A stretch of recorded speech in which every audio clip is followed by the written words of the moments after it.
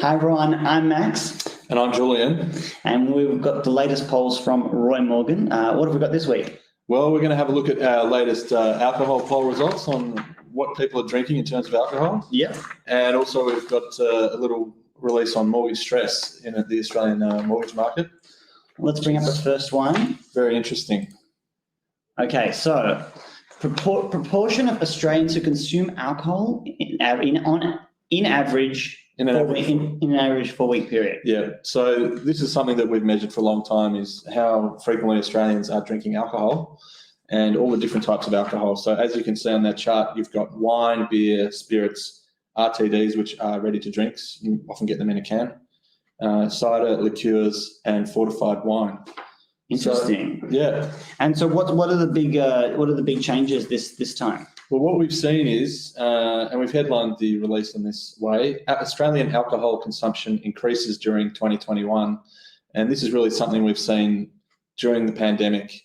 And previous to that, for about 15 years, we had alcohol consumption declining from 2005 onwards, and pretty consistently. Down from, we had it here at 74% of Australians drank alcohol in an average 4 weeks in 2005, and that had gone down to about 65%. Well, it's a very stressful time, being at home, locked down, and, sometimes you do want to have a beer or a drink. Well, that's right, Max. And if you look at our figures, you can see that wine has been the big winner during the pandemic.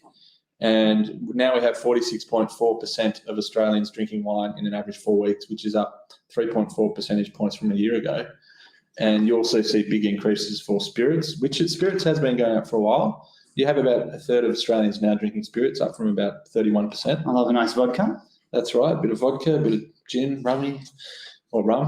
And then you got RTDs going up as well by about 2.5 percentage points from a year ago. And in terms of people, that is that's about 200,000 people more drinking RTDs, for instance. For wine, you have over 700,000 more people drinking wine now than they were a year ago. And we also have beer going up. Beer has been dropping quite a lot, but it has reversed that, and it has gone up over during the pandemic, which is good for the brewers out there. Yeah, and all the independent brewers. Well, if you want to look at the full report, you can check it out on our website. Let's check out the next one, which is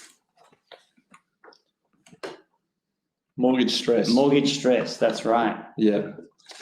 So at the start of the pandemic, you had a lot of people concerned that people would lose their jobs and struggle to pay their mortgage, and you'd have a housing crash. Yeah. And everyone thought that could happen. But then the government came in and provided a lot of support for people who couldn't work.